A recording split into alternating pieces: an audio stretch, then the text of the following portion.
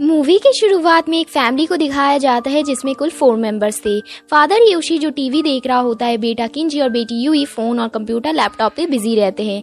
यहाँ हमें आजकल के दौर को दिखाया जाता है जैसे कि पूरी फैमिली ही टेक्नोलॉजी पर डिपेंड थे। एक दूसरे के साथ वक्त ये लोग बिल्कुल नहीं बिताते।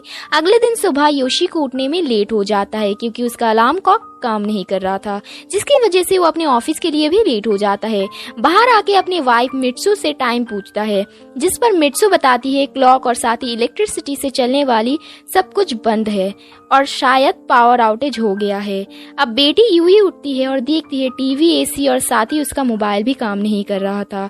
फिर ये फैमिली जॉब, स्कूल, कॉलेज के लिए रेडी होते हैं और लिफ्ट के पास जाकर देखते हैं कि बहुत ही ज्यादा भीड़ लगी हुई है।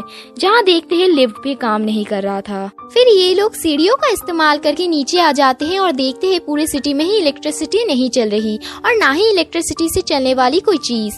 फिर योशी ऑफिस जाने के लिए जब ट्रेन स्टेशन पहुंचता है तो देखता है ट्रेन भी अब नहीं चल रही। जब बस से जाने का सोचता है तो पता लगता है फ्यूल से चलने वाली भी चीजें बंद हो चुकी है, जैसे कि बस, कार और बाकी चीजें। सीन शिफ्ट होकर किंजी को दिखाया जाता है जो कि बाईसाइकिल लेकर जा रहा होता है, जिसे देखकर जो लोग गाड़ियों में थे वो लोग जेलस हो रहे थे। फिर योशी जब ऑफिस पहुंचता है तो वो देखता है कि ऑटोमेटिक डोर नहीं चल रही, जिसे कुछ लोग तोड़कर अंदर जाते हैं, जहां ना ही कोई टेलीफोन और ना ही कोई कंप्यूटर काम करता है, सब कुछ बंद था। फिर मित्सु को दिखाया जाता है जो कि अपने आसपास के लोगों के साथ पावर कट के बारे में बात कर रही थी। फिर वो ग्रोसरी स्टोर जाती है जहाँ देखती है लोग पानी और खाना स्टोर कर रहे थे और वो भी उन्हें देखकर ऐसा ही करती है। अब क्योंकि कोई भी मशीन काम नहीं कर रही, जिसकी वजह से कैशियर कहता है कि वो लोग सिर्फ कैश लेंगे।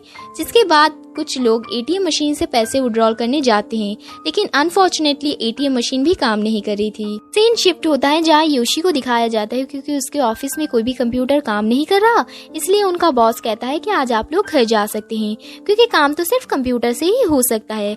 फिर वो रोड पर एक बाईसाइकिल की दुकान पर जाता है जहाँ साइकिल दुगनी दाम पर बिक रही थी पावर कट की वजह से, लेकिन उसे खरीदना ही पड़ा। अब योशी की फैमिली को दिखाया जाता है जो लोग डिनर कर रहे थे लाइट ना आने की वजह से कैंडल जलाकर, जहाँ किंजी आकर कहता है कि वॉशरूम का फ्लश भी अब काम नहीं कर रहा और ना ही कोई टैप्स काम कर रहे थे। फिर ये लोग सोचते हैं लाइट तो गई पावर कट की वजह से, लेकिन टैप्स काम करना क्यों बंद हो गया, क्योंकि वो तो इलेक्ट्रिसिटी से भी नहीं चलती। अब यूई और किंजी काफी ज्यादा बोर हो रहे थे बिना सेलफोन्स के, इसीलिए ये फैमिली अब बालकनी से आसमान को देखकर एंजॉय कर रहे थे। जहाँ पूरा शहर ही अंधेरे में था वही पूरा आसमान तारों से चमक रहा था। अब ऐसे ही 3 दिन गुजर जाते और ये फैमिली काफी ज्यादा तकलीफ में आ रहे थे। सब कुछ बदल रहा था इलेक्ट्रिसिटी ना होने की वजह से। अभी योशी को ऑफिस में दिखाया जाता है जहां उनका बॉस उन्हें कहते हैं आज के बाद ऑफिस ना आने के लिए क्योंकि कंप्यूटर्स तो चल ही नहीं रहे हैं। जिसके बाद वो काफी ज्यादा परेशान हो जाता है और अपने बॉस से कहता है अगर काम ना रहे तो पैसे कहाँ से कमाएंगे और बच्चों को खिलाएंगे क्या। जिसके बाद उसका बॉस कहता है जैसे तुम्हारी हालत वैसे ही हमारी हालत, अब तो इस शहर में रहना ही मुश्किल है क्योंकि अब लोग इस शहर को छोड़कर जा रहे थे। योशी भी ऐसा ही डिसाइड करते हैं। अब मित्सु पानी लेने वाटर टैंक के पास जाती है जहां लोगों की कई ज्यादा भीड़ थी, लेकिन वहां से भी उन्हें वापस भेज दिया जाता है ये कहकर कि पानी भी टैंक से अब खत्म हो चुका था। अभी योशी बैंक से पैसे निकालने जाता है जहां से उसे धक्के मार के निकाल दिया जाता है क्योंकि कोई मशीन तो काम ही नहीं कर रही थी। अब ऐसे ही 7 दिन गुजर जाते हैं, लेकिन अब तक ना ही कोई स्कूल, ना ही कोई फैक्ट्री और ना ही कोई ग्रोसरी स्टोर खुला था। इलेक्ट्रिसिटी ना आने की वजह से सब लोग शहर छोड़ के धीरे धीरे जा रहे थे। अब योशी की फैमिली भी ऐसा ही करती है। सब कुछ पैक करके वो लोग अपनी अपनी साइकिल्स को लेकर सिटी को छोड़ रहे थे और गांव की तरफ जा रहे थे। अब ये लोग देखते हैं कि पानी की कीमत बहुत ही ज्यादा थी, फिर भी मैनेज करके जैसे तैसे ये लोग कुछ पानी का बंदोबस्त कर ही लेते हैं। अब ये लोग एक जगह रुक कर खाते हैं, फिर एयरपोर्ट की तरफ बढ़ते हैं जहाँ जाकर पता चलता है कि अब फ्लाइट्स भी कैंसिल हो चुकी थी। फिर ये लोग रात एक होटल पर गुजारते हैं। अब फ्लाइट तो चल नहीं रही और ना ही कोई ट्रेन चल रही, इसीलिए ये लोग साइकिल से ही जाने का डिसाइड करते हैं।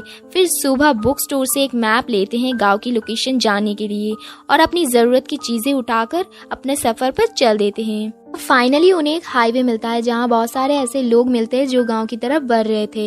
रात गुजारने के लिए वो लोग एक जगह पर रुकते हैं जहाँ उनसे कोई पानी मांगता है तो ये लोग नहीं देते हैं, ये बोलकर कि ये हमारा आखिरी बॉटल है। रात गुजारकर ये लोग अगले दिन सुबह फिर सफर पर चल देते हैं जहाँ एक डार्क टनल को पार करते हैं। अब ऐसे ही दिन बीत जा रहा था। 16वां दिन हो चुका था पावर कट को। अब ये लोग एक नदी के किनारे बैठकर समय बिता रहे थे जहाँ इनकी आखिरी पानी की बोतल भी खत्म हो जाती है। जिसके बाद योशी डायरेक्टली नदी से पानी उठाकर पीने लगता है क्योंकि इनके पास और कोई ऑप्शन ही नहीं था। अब ये लोग फिर से अपने सफर को शुरू करते हैं जहाँ रास्ते में एक तूफानी बारिश होती है जिस पर ये लोग एक ब्रिज के नीचे रुकते हैं। तूफान के रुकने के बाद ये लोग अपने सामान की तरफ बढ़ते हैं जहाँ ये लोग देखते हैं कि सब कुछ बिखर चुका है, जैसे कि किंजी की साइकिल और इनका खाना कपड़ा सब कुछ खराब हो चुका था। जहाँ बच्चे खाना ढूंढने जाते हैं वही पेरेंट्स एक जगह रेस्ट करते हैं। जहाँ किंजी अपनी साइकिल्स की टायर ढूंढ रहा था तो उसे नहीं मिलता, वही यूही खाना ढूंढती है जो कि पहले से ही खत्म हो चुका था। अब उन्हें कुछ बैटरी वाटर बॉटल जो कि वो लोग पी सकते थे और कुछ कैट फूड्स मिलते हैं जिसे लेकर वो अपने पेरेंट्स के पास आ जाते हैं जहाँ ये लोग कैट फूड्स खा रहे थे जो कि इन्हें बिल्कुल ही पसंद नहीं आ रहा था, लेकिन जिंदा रहने के लिए खाना तो पड़ेगा ही। जहाँ किंजी अपने बाईसाइकिल के टायर को ठीक कर रहा होता है अपने मोबाइल के कवर को इस्तेमाल करके। अब फिर से अपने सफर को ये लोग स्टार्ट करते हैं। हफ्ते भर तो ये लोग कैट फूड्स और बैटरी वाटर बॉटल से गुजारा चला लेते हैं। अब पावर कट को 22वां दिन हो चुका था। अब रास्ते में इन्हें कुछ कैंप के लोग मिलते हैं जो इन्हें पत्तों जैसा कुछ खाने के लिए देते हैं। अब भूख से मरने से बेटर तो यही है कि यही जिंदा रह के खाए। अब उनमें से एक लड़का इस फैमिली की फोटो खींचता है। वो कैमरा एक नॉन डिजिटल कैमरा था। वो लड़का इन्हें प्रॉमिस करता है कि जब सब कुछ ठीक हो जाएगा ये फोटो उन तक पहुंचा देगा। फिर ये सब लोग मिलकर अपने सफर को फिर से शुरू करते हैं जहाँ कुछ दूर जाने के बाद इन्हें रास्ते अलग हो जाते हैं। फिर ये लोग क्राउड एरिया में पहुंचते हैं जहां लोग मछलियां बेच रहे थे, जिसे देखकर ये लोग तुरंत लाइन पर लग जाते हैं। लेकिन इनका टर्न आते आते सारी मछली बिक जाती हैं जहां पर योशी एक आदमी के पैर पड़ जाता है थोड़ा सा खाने देने के लिए, लेकिन कोई फायदा नहीं होता। अब ये लोग ऐसे ही फिर से अपने सफर को शुरू करते हैं, लेकिन अब की बार ये लोग काफी ज्यादा थके हुए थे। हम योशी को देखते हैं जो एक इंसेक्ट्स खाने ही वाला था कि उसे एक पिग दिख जाता है। वो जैसे तैसे उसे पकड़ लेता है, लेकिन इस फैमिली में से किसी की हिम्मत उसे काटने की नहीं हो रही थी। जिसके बाद एक आदमी उनके पास आता है जिसका नाम टनाका था। वो उन्हें अपने साथ अपने घर ले जाता है जहाँ उस पिग को काट कर पकाकर उन्हें खाने के लिए देते हैं, जिसे खाकर ये लोग काफी खुश होते हैं क्योंकि इन्होंने बहुत दिनों बाद ऐसा खाना खाया था। अब कुछ दिनों ये लोग टनाके के पास ही रहते हैं, लेकिन अब फिर से अपने सफर की गांव की तरफ शुरू करते हैं जहां रास्ते पर इन्हें एक नदी मिलती है, जिसे देखकर ये लोग काफी ज्यादा गुस्से में आ जाते हैं क्योंकि उस मैप में ऐसी कोई नदी के बारे में नहीं बताया गया था। अब ये लोग कुछ लकड़ियों को लेकर अपने लिए राव बनाते हैं जिसकी मदद से ये लोग रिवर को पार कर लेते हैं, लेकिन उनकी साइकिल्स पीछे ही छूट गई थी जिसे वापस लेने किंजी और योशी जाते हैं। और जब ये दोनों रिवर को पार कर ही रहे थे कि बहुत ज़्यादा बारिश आ जाती है जिसकी वजह से रिवर का पानी बढ़ जाता है जिसमें योशी और साइकिल्स डूब जाते हैं। अब ये फैमिली काफ़ी ज़्यादा दुखी थे, लेकिन इन्हें तो गांव तक पहुंचना ही था, इसलिए ये लोग बिना साइकिल्स और अपने फादर के बिना ही सफ़र को शुरू करते हैं। अब ये लोग एक रेलवे ट्रैक को पार कर रहे थे जहां कुछ जंगली कुत्ते इनके मदर पर अटैक कर देते हैं, जिसमें मित्सु खाई में गिर जाती है और उसकी टांग टूट जाती है। अब बच्चे अपनी माँ को लेकर जा ही रहे थे कि तभी फिर से वो कुत्ते आ जाते हैं जहाँ हम देखते हैं एक ट्रेन आ जाती है जो ट्रेन कोयले से चलती है और डर से सारे कुत्ते भाग जाते हैं। जहाँ ट्रेन के लोग इस फैमिली को बचाकर ट्रेन में बिठा देते हैं और मित्सु को फर्स्ट एड भी कर देते हैं। अब सीन शिफ्ट होकर हम योशी को देखते हैं जो रिवर के किनारे पड़ा हुआ था, लेकिन लकीली वो जिंदा था। अब वो उठकर चलते हुए एक ट्रैक में बैठ जाता है। फिर वही सेम ट्रेन जिसमें उसकी फैमिली थी वहीं से गुजर रही होती है। अब योशी उस ट्रेन को रोकने के लिए एक स्मोक टॉर्च को जलाकर सिग्नल भेजता है। अब ये ट्रेन भी रुक जाती है और योशी को ट्रेन में ले लेते हैं। अब हम इस फैमिली को देखते हैं जो एक साथ मिलकर बहुत ही ज़्यादा खुश थी। अब ये ट्रेन इनको इनके गाँव तक पहुँचा देती है जहाँ इन्हें इनके ग्रैंड पेरेंट्स मिले थे। अब ये लोग इनके साथ ही रहने लगे थे। पावर कट को होते हुए 2 साल बीत जाते हैं और ये लोग इस विलेज लाइफ को काफ़ी ज़्यादा एंजॉय कर रहे होते हैं।